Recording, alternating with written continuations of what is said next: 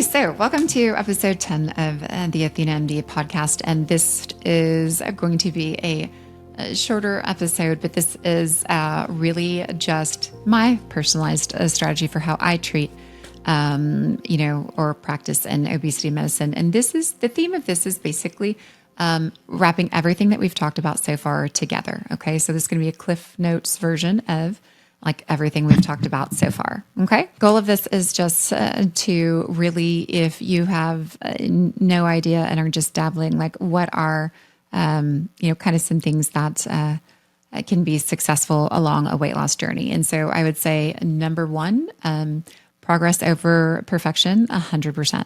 I would say number two, we really want anything you do should be like your journey. Okay. I would say everyone needs to understand at the beginning of a weight loss journey, and there's a little subtlety to this depending on how much you want to lose. But certainly if you are starting from a place of as a Caucasian with a BMI of 30 or above, it's somewhat lower for other races. And again, this gets into body composition scanning. So I'm just going to say, if you're starting from a place of obesity, you need to understand this is a lifelong disease. At no point in your future will you not have this. And so we accept that and we realize anything we do should never be weird or gimmicky or diet-y. Like you need to have a really intense understanding, both of yourself, the disease, and a respect for that because you will be dealing with that long term. And then also a long game type attitude for any interventions that we take, because it should never be like, as I say, weirdo dietary interventions. Like, no, it needs to be, honest, slow, steady improvement that you're going to be able to live with forever. And so as far as some key, kind of concepts that I like for everyone to be aware of, number one, it would be like obesity phenotypes, right? And so this is something that we always address quickly. Please understand if you are a patient or even someone who, is treating this, there are different obesity phenotypes, right? And so, we know that there is hungry brain. These are people who think, constantly about food, who eat when they're not hungry, who eat for stress relief or just because we like it. And so there's a lot of that. So to the extent that we have that going on, that needs to be addressed first. We understand that there is hungry gut. People who may be initially sort of satiated but don't, stay that way. That is where, kind of GLPs can sometimes be effective. But of course, you also want to respect, metabolic inhibition to loss. And so again, for me, it's a really tripartite thing. I really try and deal with hungry brain first, remove any metabolic inhibition to loss, that treat any insulin resistance and deal with that. And then recovery of normal hunger signaling, often with a GLP. We do always, as your top, most effective interventions, like, number one for both loss and maintenance, that is how frequently you weigh. So surveillance weighing, critically important to both loss and maintenance. The more frequently you weigh, the more likely you are to lose, and the more likely you are to maintain loss on the back end for maintenance, right? We strongly emphasize mindful and intuitive eating, and this takes some doing in America. You have to unlearn everything you've ever learned before. Forget about the words breakfast, lunch, dinner. We eat when we are physically hungry, pain in the gut. When we eat, we work on mindful eating and still enjoying our food, listening to our bodies, however, when we're eating, and stopping when there is an absence of hunger, not when we are full, not when the plate is empty. You are not psychic. You did not know how much to put on your plate magically beforehand, right? So it should be different. We strongly emphasize protein intake. This is critically important. There's so much information about protein out there. A lot of people will advocate just constant protein through the day, saying it doesn't matter how you consume it to build muscle. That's true, but that's not what I'm concerned with. I'm concerned with preventing loss of muscle, which is subtly different, and there is evidence for that.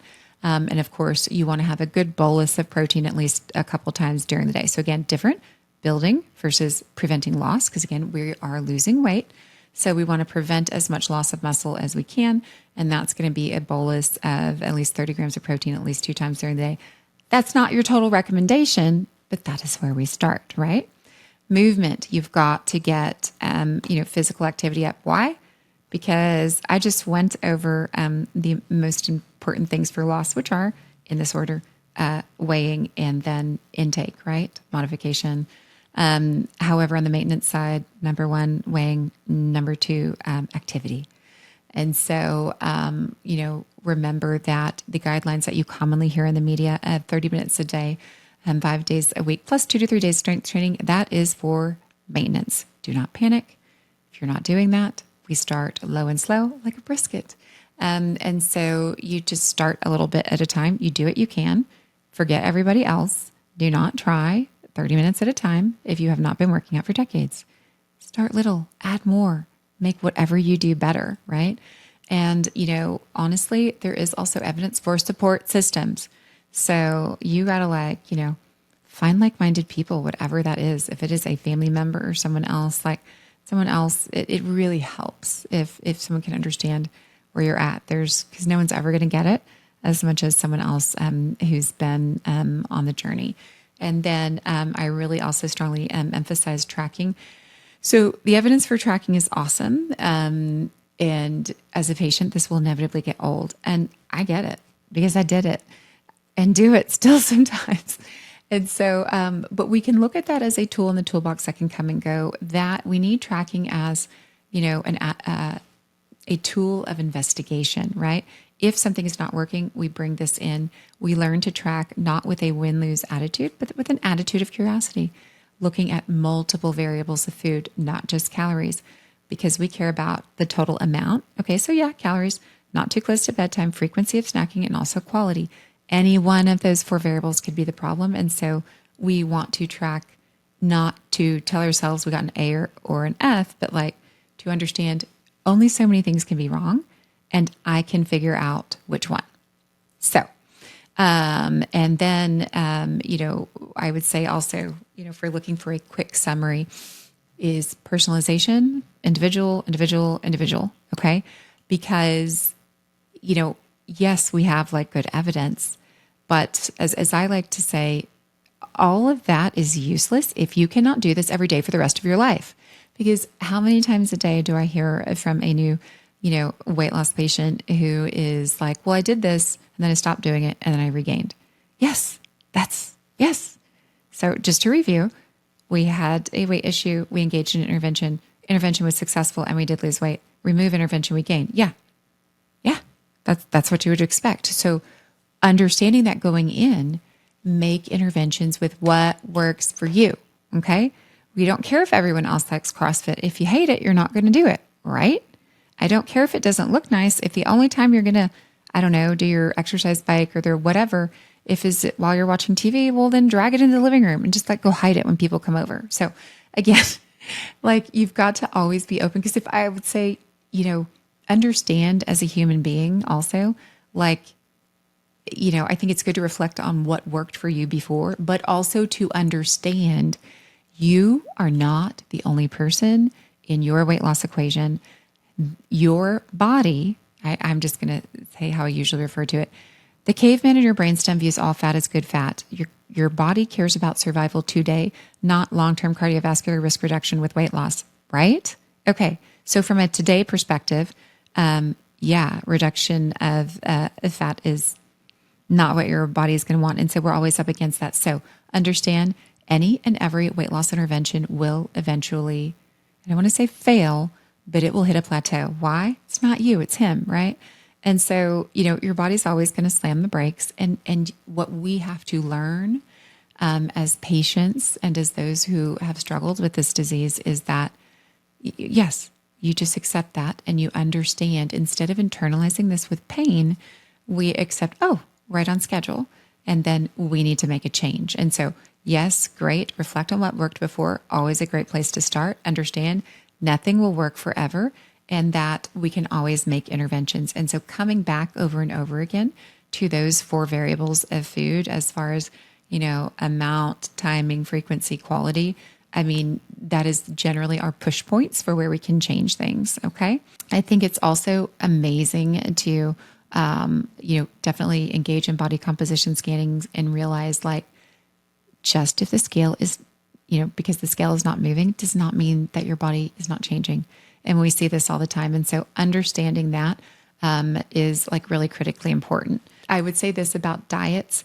Do not get caught up in what anyone else says worked for them. Are you them? No. And so, realize like, just take it all with a grain of salt. Never, ever, ever change anything if it's working. I don't care what I said or what anyone else said. Is it working? Are you progressing? Then who cares? So leave that alone. Don't worry. Cavemen in your brainstem will cause problems. And that's when you can try out whatever you heard of on TikTok, or preferably what I told you. Okay. So also understand, I think that along any weight loss journey, definitely reflect and realize that if any of us were there and were there for a long time, there's a lot of internal pain and scarring with that. Like there just is. And so realize that a lot of these things get, stirred up along the way, and it can be very disconcerting and frightening. And you need to understand from the get-go that no weight loss journey is ever just about the weight. Whatever got us there and kept us there, yes, the physiologic, I love it. We understand so much more, and I can fix that. But there's going to be more, and that's okay. And just realize that these, feelings, like they will be like stirred up. And I think it's great to, allow yourself to feel that. I mean, and to, experience the hurt for a minute, and then, but we got to decide, right? Because we got to move on. I think that's something that we can really learn and be mindful of along the way. And I am shocked by this constantly, is just how differently you will be treated. It's really shocking. And so I think the way certainly that, I am treated now when I walk into, a store, even when I'm talking with someone, I think people will, it's almost like they like automatically like, listen, so helpful at stores versus like just being like ignored, and it's shocking. And honestly, it will probably along the way maybe make you mad, but just reflect, acknowledge, and, teach something better to yourself and like those around you. I think like we can all make a difference if we realize really the extent to which this like happens at. And also I will add, maybe some of that was an aura of how I felt about myself too. So I'm not saying it's completely one-sided, because why? Because of internalized bias, and that's their fault too. But at any rate, let us move on.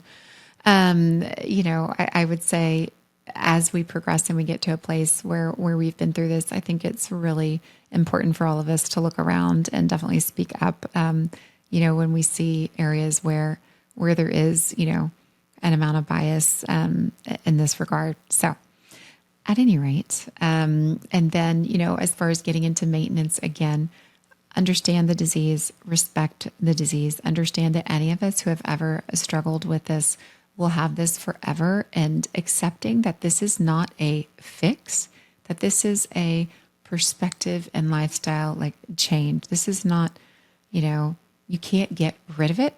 You can understand it and accept it, accommodate for it, and move on.